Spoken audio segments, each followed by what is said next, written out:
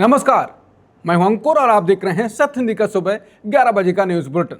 जज तबस्सुम खान ने फैसला सुनाया और देखते देखते उन्हें धमकियां मिलने लगी, जिससे कई डरावने सवाल खड़े हो गए। इसके बाद छत्तीसगढ़ हाईकोर्ट ने स्कूलों में धर्म के नाम पर थोपी जा रही प्रार्थनाओं को आईना दिखाया है। बुलेटिन में बात करेंगे बॉम्बे हाईकोर्ट की, जहां जस्टिस माधव जामदार ने सरकार की नींद उड़ाते हुए सत्ता से तीखे सवाल किए। साथ ही कहा, जनता को सरकार का गुलाम बनाया जा रहा। इसके अलावा एसआईआर के खतरे, चीन के नए प्लान से भारत की बड़ी चिंताओं और आयतुल्लाह अली खामनेई से जुड़ी खबरें जानेंगे। लेकिन उससे पहले सत्य हिंदी के ऐप को लेकर एक सूचना भी। आज के दौर में जब हर तरफ शोर है और सच्ची खबरें ढूंढना मुश्किल हो गया है, तब आपको सत्य हिंदी ऐप पर मिलेंगी सिर्फ खबरें, कड़े सवाल और गहरी पड़ताल। आप हमारा ये बुलेटिन भी सत्य हिंदी के ऐप पर देख सकते हैं। इसका लिंक नीचे वीडियो के डिस्क्रिप्शन में दिया गया है। एक क्लिक करें और जुड़े उस सच के साथ जो आपसे सीधा सरोकार रखता है। अब जानते हैं बुलेटिन की 5 बड़ी खबरें। लिंचिंग केस में फैसला सुनाने के बाद जज तबस्सुम खान को मिली कट्टरपंथियों की धमकी। छत्तीसगढ़ स्कूलों में छात्रों पर हिंदू प्रार्थना नहीं थोप सकते, हाईकोर्ट का बड़ा फैसला। जनता को सरकार का गुलाम बनाया जा रहा, बॉम्बे हाईकोर्ट ने पुलिस को फटकारा। एसआईआर से लोकतंत्र चंद लोगों तक सिमट जाएगा, परकला प्रभाकर की चेतावनी। ईरान में आयतुल्लाह अली खामनेई का अंतिम संस्कार शुरू, लाखों लोग श्रद्धांजलि देने पहुंचे। अब शुरुआत करते हैं फैसले के बाद जज तबस्सुम खान के पीछे पड़े कट्टरपंथियों से। लिंचिंग में सजा सुनाने वाली जज तबस्सुम खान को सोशल मीडिया पर धमकियां मिली। यह मामला महाराष्ट्र के अमरावती निवासी नजीर अहमद की मॉब लिंचिंग से जुड़ा है। 3 अगस्त 2022 को नजीर अहमद अपने 2 साथियों के साथ मवेशी लेकर अपने घर लौट रहे थे। तभी मध्य प्रदेश के नर्मदापुरम जिले के सिवनी मालवा के पास एक भीड़ ने उनका वाहन रोक लिया। बचे हुए साथी शेख लाला के अनुसार करीब 50 से 60 लोगों की भीड़ ने बिना कुछ पूछे तीनों पर हमला कर दिया। इस हमले में नजीर अहमद की मौत हो गई, जबकि उनके दोनों साथी बच गए। जांच के बाद पुलिस ने 14 लोगों के खिलाफ एफआईआर दर्ज की। करीब 3 साल तक चली सुनवाई के बाद अदालत ने सभी 14 आरोपियों की हत्या के प्रयास, दंगा और गलत तरीके से रोकने समेत कई आरोपों में दोषी ठहराया और सभी को उम्र कैद की सजा सुनाई।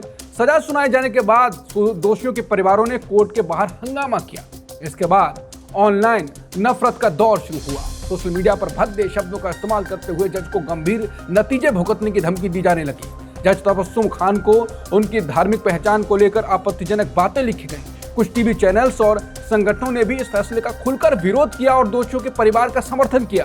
पंजाब के पीर मुछल्ला में प्रदर्शनकारियों ने जज का पुतला भी जलाया। पुलिस ने मामले का संज्ञान लिया, अज्ञात लोगों के खिलाफ एफआईआर दर्ज की। पुलिस अब वायरल पोस्ट और वीडियो की जांच कर रही है। जज तबस्सुम खान से नाराज कुछ कट्टरपंथी संगठनों ने मोर्चा खोल दिया है। ऑल्ट न्यूज की रिपोर्ट के मुताबिक ठाकुर विशाल सिंह नाम के व्यक्ति ने सोशल मीडिया पर वीडियो डाला। उसने अपने फोन कैमरे पर बात करते हुए जज को खुलेआम भद्दी गालियां दी और धमकियां दी। उसने धार्मिक गालियां देते हुए कहा कि अगर 14 दिन के भीतर हमारे 14 भाइयों को रिहा नहीं किया तो पूरे देश में खून खराबा होगा। उसने कहा, हिंदुओं देखो, जो लोग गोहत्या करते हैं वो तो खुलेआम घूम रहे हैं। उसने चेतावनी दी और कहा, सोचो क्या होगा अगर कोई मुसलमान प्रधानमंत्री बन जाएगा। ऑल्ट न्यूज ने नोट किया कि वीडियो वायरल होने के बाद उसने अपने इंस्टाग्राम अकाउंट से अपना सारा कंटेंट डिलीट कर दिया। हालांकि ऑल्ट न्यूज को एक और वीडियो मिला जिसमें वो उसी फैसले पर बात कर रहा है। ये वीडियो पहले से भी ज्यादा घिनौना है और उसमें जज खान को खुलेआम बलात्कार की धमकी दी जा रही है। छत्तीसगढ़ के सरकारी स्कूलों में अब बच्चों पर प्रार्थना का दबाव नहीं होगा। हाईकोर्ट ने साफ कर दिया है कि किसी को भी हिंदू प्रार्थना के लिए मजबूर नहीं किया जा सकता। दरअसल राज्य सरकार ने जून महीने में एक आदेश जारी किया था। इसमें सरस्वती वंदना और गायत्री मंत्र जैसे प्रार्थनाओं को अनिवार्य करने की बात की थी। इस आदेश को लेकर कोर्ट में एक याचिका दायर की गई थी। सुनवाई के दौरान सरकार ने बताया कि इस नियम को अभी लागू नहीं किया गया है। इसे देखते हुए कोर्ट ने फिलहाल मामला बंद कर दिया। अदालत ने चेतावनी दी कि अगर कोई बच्चा जबरदस्ती प्रार्थना करता मिला तो कार्रवाई होगी। साथ ही याचिकाकर्ताओं को दोबारा अदालत आने की पूरी छूट दी। इस फैसले पर वरिष्ठ वकील प्रशांत भूषण ने कहा, यह देखकर खुशी हुई कि कुछ जज इस सांप्रदायिक डबल इंजन सरकार के सामने डटकर खड़े हुए हैं। बहुत अच्छा। एआईएमएम के नेता असदुद्दीन ओवैसी ने कहा, यह संघ परिवार के सांस्कृतिक राष्ट्रवाद यानी हिंदुत्व राष्ट्रवाद का एक और उदाहरण है जो भारतीय राष्ट्रवाद के बिल्कुल विपरीत है। सिर्फ सरकार विरोधी नारे किसी को इलाके से बाहर करने का आधार नहीं, यही बात बॉम्बे हाई कोर्ट ने साफ कर दी। मामला बॉम्बे हाई कोर्ट के सईद अहमद चौधरी से जुड़ा था। उन्हें 1 साल के लिए इलाके से बाहर किया गया था। पुलिस ने पुराने 5 मामलों का हवाला दिया। इनमें ज्यादातर मामले प्रदर्शन और धरने के थे। सईद नागरिकता कानून और ज्ञानवापी विवाद पर विरोध कर रहे थे। अदालत ने पूछा, सरकार के खिलाफ नारे क्यों नहीं लगा सकते? क्या नागरिकों को विरोध करने का अधिकार नहीं? जस्टिस माधव जामदार ने सुनवाई के दौरान कहा, ये क्या हो रहा है? सभी नागरिकों को भारत सरकार का गुलाम बनाया जा रहा है। वो विरोध प्रदर्शन नहीं कर सकते, वो आंदोलन नहीं कर सकते, ये सब क्या है? आज इतने पेपर लीक हो रहे हैं, अगर लोग उसके खिलाफ विरोध करेंगे तो क्या उन पर केस दर्ज कर दिए जाएंगे? विरोध करना हर नागरिक का संवैधानिक अधिकार है। याचिकाकर्ता ने सिर्फ बीजेपी सरकार मुर्दाबाद और अमित शाह मुर्दाबाद जैसे नारे लगाए थे। ऐसे नारे लगाने पर किसी नागरिक को इलाके से बाहर करने का आदेश क्यों दिया गया? कोर्ट ने कहा कि पुलिस सरकार की नहीं, जनता की सेवक है। सिर्फ सरकार का विरोध करना अपराध नहीं बनता, ऐसा करना संविधान के अधिकारों के खिलाफ है। अदालत ने कार्रवाई को दुर्भावनापूर्ण बताया। इसके बाद निष्कासन का आदेश रद्द कर दिया। कोर्ट ने कहा कि हर नागरिक को बोलने और सम्मान से जीने का अधिकार है। सुनवाई के दौरान जस्टिस माधव जामदार ने महाराष्ट्र की राजनीति में चल रही दल बदल पर भी हल्के अंदाज में टिप्पणी की। ये तब हुआ जब अदालत को बताया गया कि सईद अहमद चौधरी एसडीपीआई नाम की राजनीतिक पार्टी से जुड़े हैं। इसी पर जस्टिस माधव जामदार ने हल्का तंज कसा। उन्होंने कहा कि महाराष्ट्र में दल बदल का खेल चल रहा है, आप भी पार्टी बदल लीजिए, आपके केस भी शायद बदल जाएं, आखिर वॉशिंग मशीन तो है। जस्टिस जामदार ने कहा कि 2 दिन पहले एक 10 साल के बच्चे की सड़क हादसे में मौत हो गई, लेकिन विधानसभा में चर्चा इस बात पर हो रही थी कि अध्यक्ष कैसे चुना गया और कौन किस पार्टी से दूसरी पार्टी में चला गया। इसके बाद अदालत ने गंभीर टिप्पणी की। कोर्ट ने कहा कि सरकार के फैसले का विरोध करना अपराध नहीं, सिर्फ धरना या मोर्चा निकालने पर कार्रवाई नहीं हो सकती, ऐसा करना संविधान के खिलाफ होगा। अर्थशास्त्री परकला प्रभाकर ने कहा कि वोटर लिस्ट में एसआईआर से करोड़ों लोग वोट देने के अधिकार से वंचित हो सकते हैं। उनका आरोप है कि यह प्रक्रिया लोकतांत्रिक प्रक्रिया से लोगों को दूर कर रही है। इसमें दलित, आदिवासी और गरीब वर्ग के बाहर होने का बड़ा जोखिम है। उन्होंने कहा कि इसका नतीजा यह होगा कि लोकतंत्र सिर्फ कुछ ही लोगों का और कुछ ही लोगों के लिए रह जाएगा। सूचना के अधिकार यानी आरटीआई के तहत मिले जवाबों का हवाला देते हुए उन्होंने दावा किया, इस पूरी प्रक्रिया को बेहद गुप्त तरीके से अंजाम दिया गया और इसे जायज ठहराने के लिए कोई भी ठोस जानकारी सार्वजनिक नहीं की गई। उन्होंने ये भी कहा कि हर गलत बात को आजकल सामान्य माना जा रहा है। महंगाई, बेरोजगारी और पेपर लीक जैसी घटनाओं को अब कोई नहीं टोकता।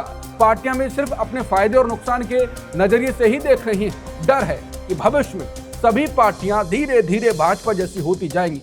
विशेषज्ञ घंटा चक्रपाणी ने इसे लोकतंत्र का उल्टा रूप करार दिया। उनका कहना है कि अब शासक तय कर रहे हैं कि वोटर कौन होगा। ये सब आने वाले परिसीमन के साथ जुड़कर बड़े बदलाव के संकेत दे रहे हैं। बुलेटिन में खबरें अभी और भी हैं, आगे देखिए। 40 साल बाद न्यूजीलैंड जाएंगे भारतीय प्रधानमंत्री मोदी। भारत की पूर्वी सीमा पर चीन का नया आर्थिक कॉरिडोर प्लान। ईरान में अयतुल्ला अली खामनी को अंतिम विदाई शुरू और मुस्तफा खामनी पिता के अंतिम संस्कार में नहीं दिखेंगे। पीएम मोदी अगले हफ्ते न्यूजीलैंड की यात्रा पर जाने वाले हैं। न्यूजीलैंड के प्रधानमंत्री क्रिस्टोफर लक्सन ने खुद इसकी जानकारी दी। ये पिछले 40 सालों में किसी भारतीय प्रधानमंत्री का पहला न्यूजीलैंड दौरा है। पीएम मोदी 10 जुलाई को ऑकलैंड पहुंचेंगे और वहां 1 दिन रुकेंगे। दोनों देशों के बीच अप्रैल में एक फ्री ट्रेड एग्रीमेंट हुआ था। इस समझौते से न्यूजीलैंड के सामान पर 95% शुल्क खत्म होगा। अपनी यात्रा के दौरान पीएम मोदी व्यापार और शिक्षा पर चर्चा करेंगे, साथ ही समुद्री सुरक्षा, तकनीकी और पर्यटन पर भी मुख्य मुद्दे रहेंगे। चीन बांग्लादेश और म्यांमार को जोड़ने वाला नया कॉरिडोर बनाना चाहता है। चीन ने कहा है इस योजना पर वो पूरी तरह प्रतिबद्ध है। दूसरे देश भी इसमें शामिल हो सकते हैं। यह परियोजना भारत की पूर्वी सीमा के पास होगी। इसे चीन की नई रणनीतिक तैयारी माना जा रहा है। योजना के तहत चीन के कुनमिंग को बांग्लादेश के बंदरगाहों से जोड़ा जाएगा। इसमें मोंगला बंदरगाह भी शामिल है। हाल ही में बांग्लादेश ने वहां एक आर्थिक क्षेत्र का ठेका चीन को दे दिया। ये प्रोजेक्ट पहले भारत के लिए रिजर्व रखा गया था। बांग्लादेश की पीएम तारिक रहमान की चीन यात्रा के दौरान ये बड़ा फैसला हुआ। चीन की एक सरकारी कंपनी अब इस पोर्ट का विकास करेगी। मोंगला बांग्लादेश का दूसरा सबसे बड़ा और महत्वपूर्ण बंदरगाह है। ये बंदरगाह कोलकाता से करीब 188 किलोमीटर की दूरी पर स्थित है। इस प्रोजेक्ट को चीन बांग्लादेश के आर्थिक कॉरिडोर का हिस्सा माना जा रहा है। चीन इसे कुनमिंग से जोड़कर अपनी समुद्री पहुंच बढ़ाना चाहता है। जानकारों का कहना है ये भारत के लिए एक बड़ा रणनीतिक बदलाव है। चीन और बांग्लादेश अब रक्षा और कूटनीति पर भी चर्चा करेंगे। ईरान में पूर्व सर्वोच्च नेता अयतुल्ला अली खामनी का अंतिम संस्कार शुरू हो गया है। अली खामनी का पार्थिव शरीर तेहरान की ग्रैंड मोसल्ला मस्जिद पहुंच चुका है। उनके ताबूत को ईरानी झंडे से ढका गया है और भारी भीड़ के बीच ले जाया गया। शुक्रवार को तेहरान में उनके अंतिम संस्कार का विशेष कार्यक्रम रखा गया है। लोग काले कपड़ों में सड़कों पर उतर आए और अपने नेता को विदाई दे रहे हैं। कुछ लोग गाते हुए और खामेनी की तस्वीरें हाथ में लिए भावुक दिखाई दे रहे हैं। अब ईरान में शनिवार से अगले गुरुवार तक अंतिम संस्कार की प्रक्रिया जारी रहेगी। इसके लिए सुरक्षा के कड़े इंतजाम किए गए हैं और लाखों लोग जुटने की उम्मीद। ईरान के दिवंगत सर्वोच्च नेता अयतुल्ला अली खामनी का अंतिम संस्कार होने वाला है। उनके बेटे मुस्तफा खामनी इस कार्यक्रम में सार्वजनिक रूप से शामिल नहीं हो पाएंगे। भारत में ईरान के प्रतिनिधि अयतुल्ला हकीम इलाही ने जानकारी दी। उन्होंने बताया कि मुस्तफा लोगों से मिलना चाहते थे, लेकिन सुरक्षा कारणों से ऐसा मुमकिन नहीं है। सुबह 11 बजे के बुलेटिन में इतना ही। बाकी खबरों के लिए बने रहिए सत्य हिंदी के साथ। दोपहर 2 बजे मिलते हैं नई खबरों के साथ। नमस्कार।